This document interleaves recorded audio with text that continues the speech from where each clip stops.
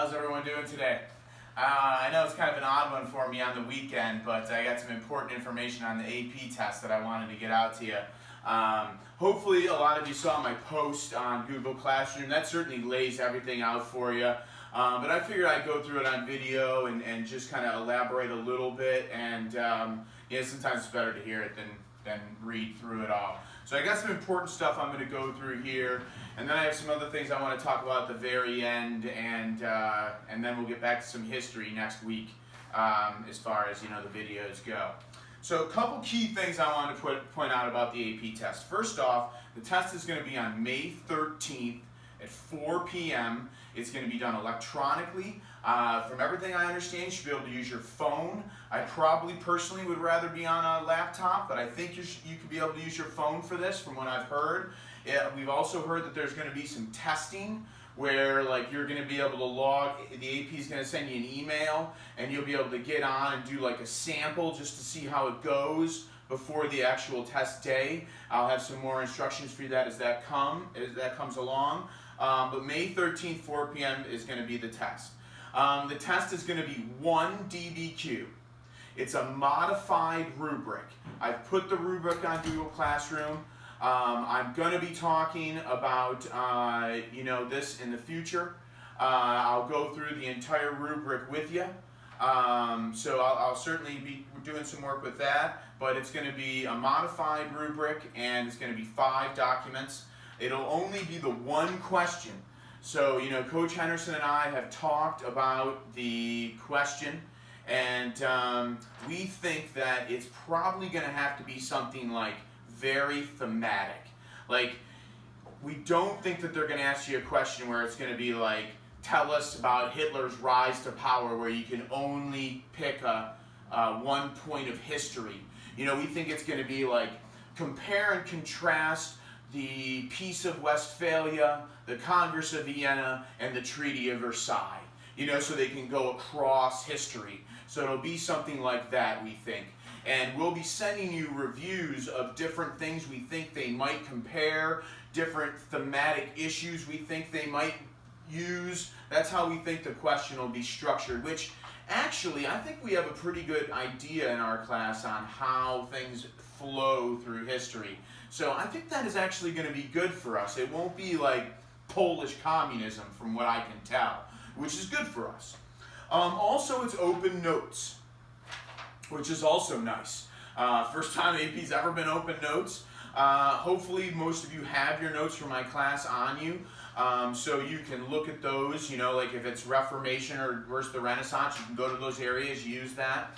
Henderson and I will also be coming up with a condensed review sheet for you that will give you a more comprehensive review of everything, so that maybe you could just have that right there and just look at key bullets.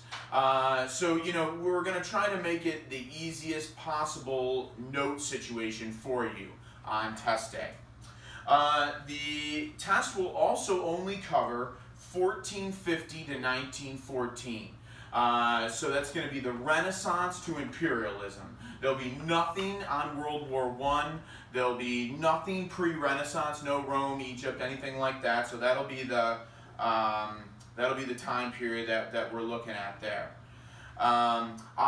Starting after spring break, I am not allowed to post anything over spring break. I'm not going to get in trouble. I might throw on some history videos. You don't have to watch them, but like I said, I'm going to finish the story here, so I might throw some of those up, but there will not be any AP review, any content.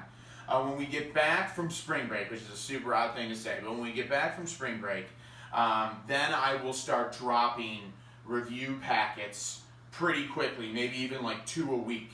Most of these packets are not going to be busy work, okay? This is not going to be fill in the blank, stuff like that. I gave you a good review packet like that I highly encourage you to do. But this will be more summarized note sheets, video links that you can watch that will review mercantilism or absolutism or things of that nature. So it'll be video clips, summary pages, review games, and then I will review each topic per video too. So you'll have lots of different reviews to watch to get you ready for the test, and I'll probably drop 2 a week on Google Classroom. So be looking for those. On April 14th, I will be starting Google Meets. So, on April 14th will be the first one, and I'll probably do 1 or 2 a week, maybe more as we get closer. And on our Google Meets, I won't be doing any content. I'll just be sitting there, and you can just ask me questions. What do you think of this? What do you think of that? Who's this person? Who's that person? Do you think this could be a test? So I'll just kind of sit there, and you can just shoot stuff at me. I'll throw a time as we get closer to April 14th, but that'll be our first Google Meet. Also, I'm going to be starting to put out samples of DBQs with the adjusted rubric and on the thematic type of topics that I just mentioned. I highly, highly encourage you to do this work. I've heard some rumors that we're going to be allowed to use new work to help you make up your grade from the third period. So, if you do this DBQ and you missed a homework assignment, or you had a low test grade, or you didn't do a DBQ from the past, then I can use this to bump up your grade. All right? And I'm willing to bump it up in really any way. I'm willing to bump up tests, homework, whatever I can do. But you've got to submit something to me. Now, we'll get into more details with that after spring break, and I'll give you some guided ideas on how to raise your grade.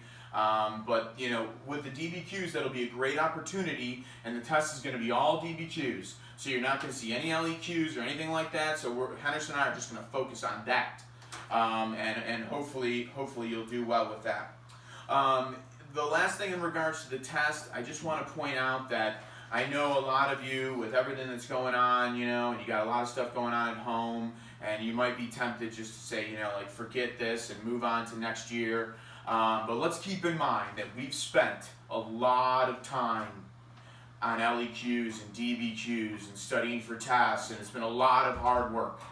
And we don't want to let that all go now because of this national catastrophe that we've got going on here.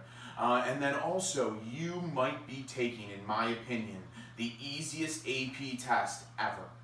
In that if you know what that topic is, then all you've got to do is write a good DBQ, and you're going to pass. We don't have to worry about SAQs, multiple choice, LEQs. I mean, it's just that one thing. And I imagine, given the situation, it's hard to tell, but I imagine they'll be grading fairly easily. So this is really a big opportunity for you to possibly save thousands of dollars in college. And we don't want to let that slip away now, because this is going to pass, and we're going to get back to business, and these grades are going to count, and that test is going to count.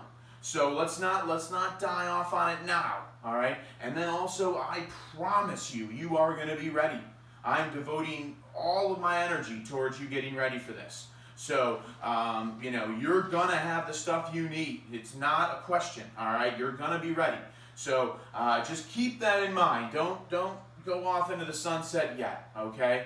And then the last thing that I wanted to point out was that I will be also posting some like GIM kits and stuff like that we can do as we get closer for some competitions, like that, to help review for the test too. So maybe some funner stuff at the end to review for the test.